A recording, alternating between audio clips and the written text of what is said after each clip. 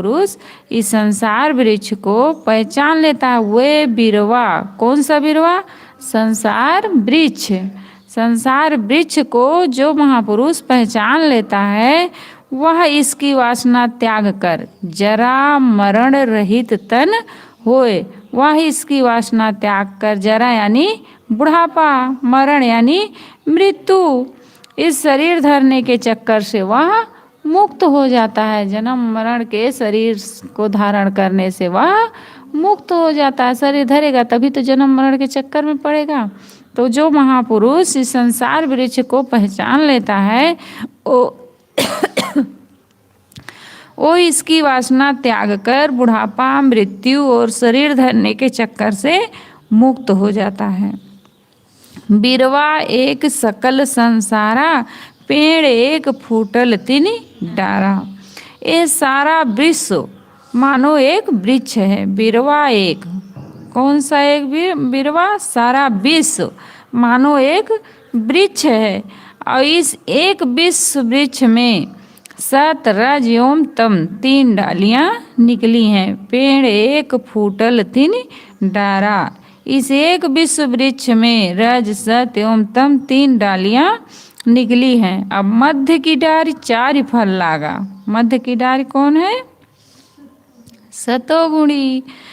तो बीच की सत डाली में अर्थ, धर्म, काम एवं मोक्ष के 4 फल लगे हुए हैं। मध्य की डारी 4 फल लागा। बीच की सत डाली में अर्थ, धर्म, काम एवं मोक्ष, ये 4 फल लगे हुए हैं। इसके अलावा इस संसार वृक्ष की छोटी छोटी डालियां तथा पत्ते बहुत हैं। उन्हें कौन गिनकर बता सकता है? इसके अलावा इस संसार वृक्ष की छोटी छोटी डालियां तथा पत्ते बहुत हैं। उन्हें कौन गिनकर बता सकता है? बेली एक त्रिभुवन लपटानी, बांधे ते छूटे नहीं ज्ञानी। इस अद्भुत संसार वृक्ष से ऐसा इच्छा की एक लता निकली है जो नीचे, ऊपर और मध्य के समस्त लोकों के प्राणियों के मन में लिपट गई है। इस अद्भुत संसार वृक्ष से ऐसा इच्छा की एक लता निकली है जो नीचे, ऊपर और मध्य के समस्त लोगों के प्राणियों के मन में लिपट गई है। इसमें बड़े बड़े ज्ञानी भी बंधे हुए हैं और वे नहीं छूट रहे हैं। बांधे ते छूटे नहीं ज्ञानी। कौन सी लता है? ऐसा और इच्छा की एक लता है जो नीचे, ऊपर, मध्य के समस्त लोगों के प्राणियों के मन में लिपट गए। सबके भीतर तो ऐसाएं हैं, वासनाएं हैं, इच्छाएं हैं। तो साहब कह रहे हैं कि जो नीचे, ऊपर और मध्य के समस्त लोगों के प्राणियों के मन में लिपट गई हैं। बांधे ते छूटे नहीं ज्ञानी। इसमें बड़े बड़े ज्ञानी भी बंधे हुए हैं और वे नहीं छूट रहे हैं। कहीं कबीर हम जात पुकारा, पंडित हो सो ले विचारा। सदगुरु कहते हैं कि हम पुकार कर कहे जा रहे हैं, जो सूक्ष्मदर्शी पंडित होगा वह इसका विचार कर लेगा। पंडित हो सो ले विचारा। पंडित किसे कह रहे हैं साहब यहाँ? जो सूक्ष्मदर्शी हैं। सूक्ष्मदर्शी पंडित होगा वह इसका विचार कर लेगा। सदगुरु कहते हैं कि संसार एक वृक्ष है। जो इसे समझ लेता है वह फिर जन्म नहीं धारण करता। जो जन्म नहीं धारण करता वह शरीर यात्रा के उपद्रव, रोग, विपत्ति, बुढ़ापा एवं मरण के संताप से छूट जाता है। हमें चाहिए कि हम इस संसार को ठीक से समझकर अपने आप को इससे मुक्त करें। बाहरी भौतिक क्षेत्र से लेकर मन तक सारा संसार त्रिगुणात्मक है, परंतु इस त्रिगुणात्मक जगत से मेरा चेतन स्वरूप एवं मेरी आत्मा अलग है। जब हम अपने आप को संसार वृक्ष से अलग समझकर तथा अनासक्त होकर व्यवहार करते हैं तब संसार बंधनों से मुक्त हो जाते हैं। सदगुरु कहते हैं कि संसार वृक्ष की 3 बड़ी शाखाएं हैं। वे हैं रज, सत एवं तम गुण। सभी गुणों का अपना महत्व है, परंतु बीच के सतोगुण का महत्व सर्वाधिक है। इसी में अर्थ, धर्म, काम एवं मोक्ष चारों फल फलते हैं।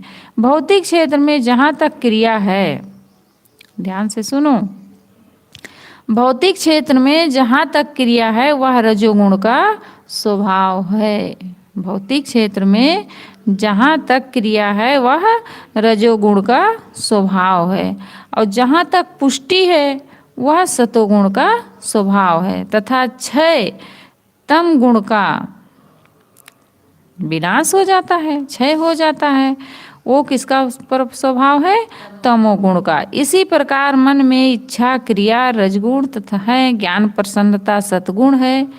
इसी प्रकार मन में इच्छा क्रिया रजगुण है, ज्ञान प्रसन्नता सतोगुण है, तथा आलस्य निद्रा आदि तमगुण है। कैसे है सविता? मन में, हमारे मन में जब इच्छा क्रिया है तब क्या है? रजोगुण है। जब ज्ञान प्रसन्नता है हमारे भीतर तो क्या है? वो सतोगुण है। और जब निद्रा है, आलस्य है, तो ये क्या है? तमोगुण है। जब नींद में जाती हो तो किसका स्वभाव होता है? तमोगुण का। जब खूब खुश रहती हो, बढ़िया ज्ञान की बातें करती हो, प्रसन्न रहती हो, तो किसका स्वभाव है? सतोगुण का। और जब इच्छा क्रियाशीलता आती है भीतर तब वो किसका होता है? रजोगुण का। सबके भीतर है तीनों गुण। जीवन में सभी गुणों का उपयोग है। जीवन निर्वाह में शुद्ध इच्छा भी चाहिए, क्योंकि खाना पीना सोना जागना तथा उनके लिए कुछ करना आवश्यक है। सतगुण का व्यवहार ज्ञान प्रसन्नता तो चाहिए ही, आलस निद्रा आदि तम गुण का व्यवहार भी अति आवश्यक है। प्रकाश सतगुण है और अंधकार तम गुण है। व्यवहार करने के लिए, ग्रंथ लिखने तथा पढ़ने के लिए भी प्रकाश चाहिए, परंतु सोने के समय अंधकार चाहिए। सोना बहुत आवश्यक है तथा उसके लिए अंधकार भी बहुत आवश्यक है। विवेकवान पुरुष सारे मनाकल्पित भोगों का त्याग कर अनासक्ति पूर्वक केवल शुद्ध निर्वाह लेता है। वह इस त्रिगुणात्मक जगत से अपने आप को सदैव अलग समझता है। अर्थ, धर्म, काम तथा मोक्ष, ये चार पुरुषार्थ एवं पुरुष के प्रयोजन माने जाते हैं, और इन्हीं को चार फल भी कहते हैं। वस्तुतः फल तो काम और मोक्ष है, उनके साधन अर्थ और धर्म है, परंतु साधन रूप अर्थ तथा धर्म को भी फल एवं पुरुषार्थ में गिन लिया जाता है। अंततः जीवन का मात्र एक पुरुषार्थ है, मोक्ष। उसके लिए साधन धर्म है, परंतु शरीर की रक्षा के लिए सबको कुछ न कुछ अर्थ चाहिए। संसार में मोक्षार्थी तो थोड़े होते हैं, से सांसारिक कामना वाले ही होते हैं। इसीलिए काम भी एक फल माना जाता है। काम का अर्थ है सांसारिक इच्छाएं। उनकी कुछ अंशों में पूर्ति अर्थ से होती है, वैसे इच्छाएं भोगों से नहीं पूर्ण होती, प्रत्युत उनका विवेक से त्याग होता है। जब इच्छाओं का त्याग हो जाता है तब मानो कामना पूर्ण हो गई, परंतु इस ऊंचे भाव को समझने वाले लोग संसार में बहुत कम हैं। शेष तो भोगों से ही कामना पूर्ति का भ्रम किए बैठे हैं। शाखा पत्र गिने को वाका का अभिप्राय है त्रिगुण, मुख्य शाखाओं की उप शाखाएं एवं उनके पत्ते। कौन गिन सकता है? त्रिगुण की उत्पत्ति, स्थिति, विनाश, इच्छा, क्रिया, ज्ञान आदि अनेक शाखाएं उप शाखाएं हैं। वह न संपूर्ण गिनाया जा सकता है और न उनकी यहाँ आवश्यकता है। बेल एक त्रिभुवन लपटानी, बांधे ते छूटे नहीं ज्ञानी। ये पंक्ति बहुत मार्मिक है। संसार रूपी वृक्ष में एक लता है जो तीनों भुवनों में लिपटी है। तीन भुवन का अर्थ है ऊपर, नीचे तथा मध्य। यह भी सापेक्ष कथन है, परंतु जिस पृथ्वी पर हम हैं उसी को तो मध्य मानेंगे। जो व्यक्ति जहाँ रहता है उसके लिए वही मानो संसार का बीच भाग है। वस्तुतः ये संसार इतना विशाल है जिसे हम अपने मन में समा नहीं सकते, अर्थात मन द्वारा इसकी सीमा का अंदाज नहीं कर सकते। त्रिभुवन का लाक्षणिक अर्थ है समस्त संसार तथा इससे भी अधिक व्यवहारिक अर्थ त्रिगुणी जीव है।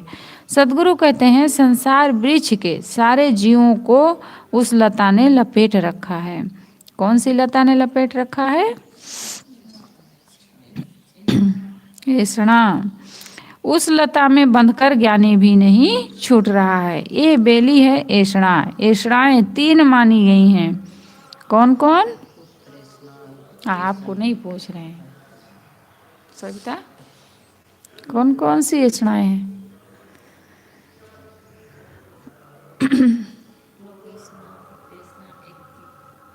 और एक कौन है?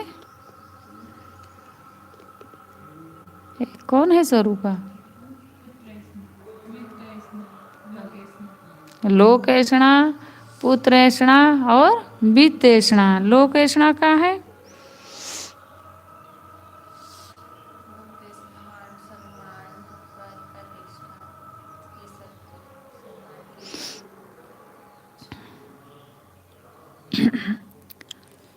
पुत्र ऐषणा, वित्त ऐषणा एवं लोक ऐषणा। ऐषणा का अर्थ है इच्छा। इसको वासना तृष्णा भी कह सकते हैं, परंतु ऐषणा का मुख्य अर्थ इच्छा ही है। पुत्र ऐषणा के भीतर ही शिष्य ऐषणा है। जैसे पुत्र की चाह है, पुत्र की इच्छा है, तो शिष्य भी बटोरने की इच्छा है, तो ये भी उसी में आ जाती है। पुत्र, आखिर शिष्य भी तो पुत्र हुआ। अब किसी को शिष्य बढ़ाने की ज़्यादा ऐषणा बढ़ गई, इच्छा बढ़ गई, तो क्या है, वो भी पुत्र ऐषणा में आ जाता है। साहब कह रहे हैं कि पुत्र की चाह, शिष्य की चाह, ये क्या है, पुत्र ऐषणा है।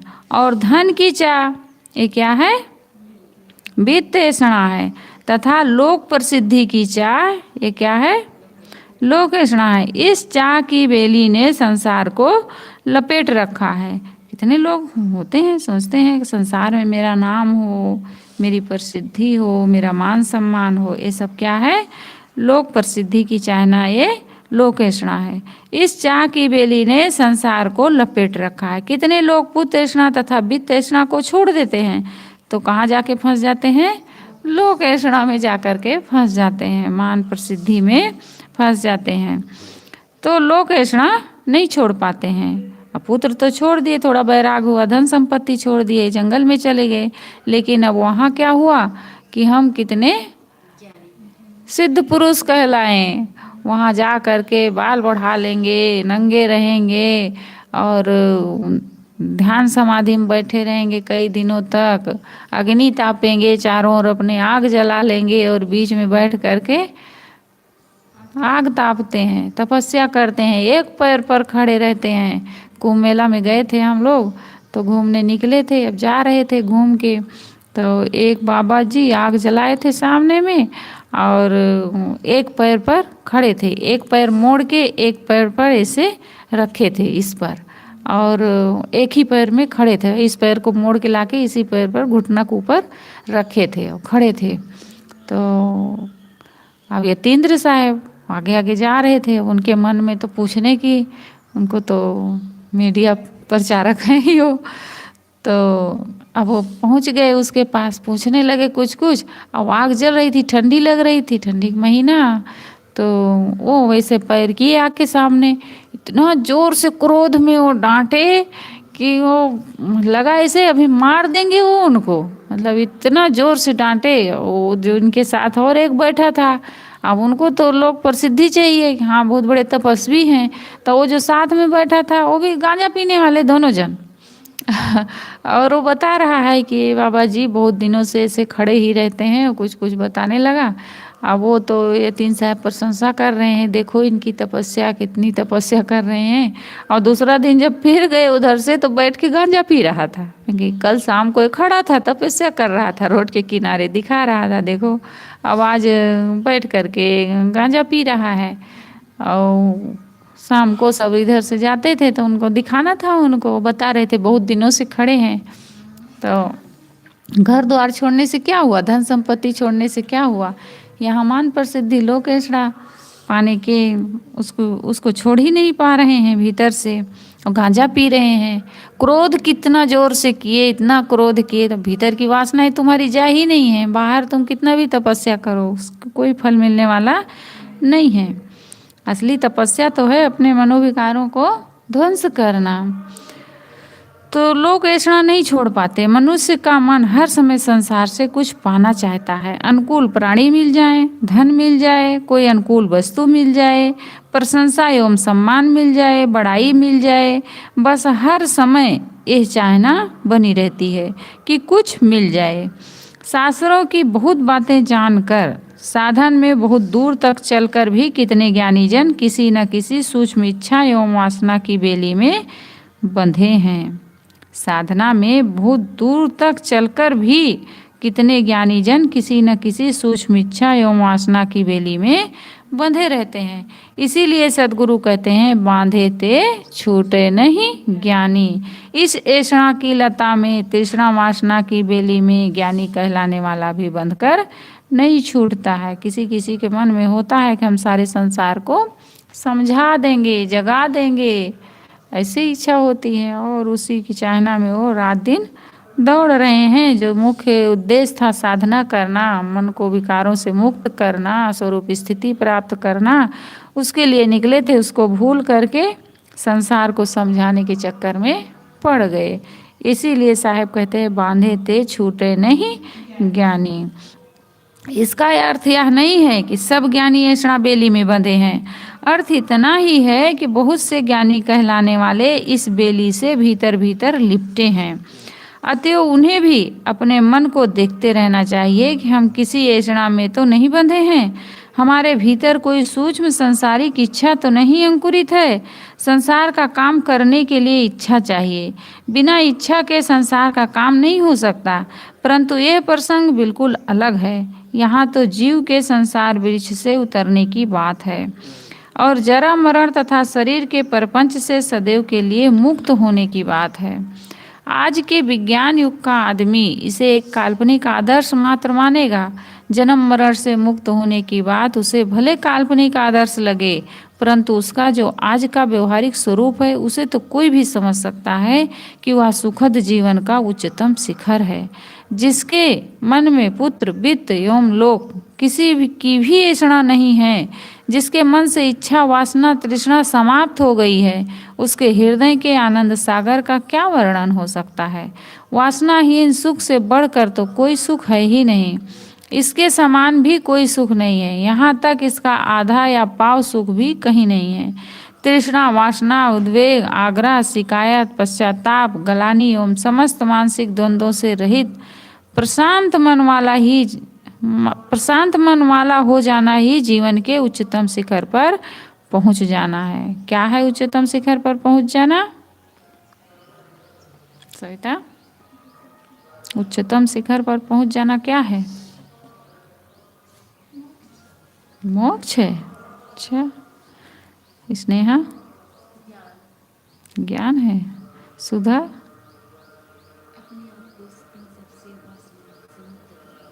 स्वरूपा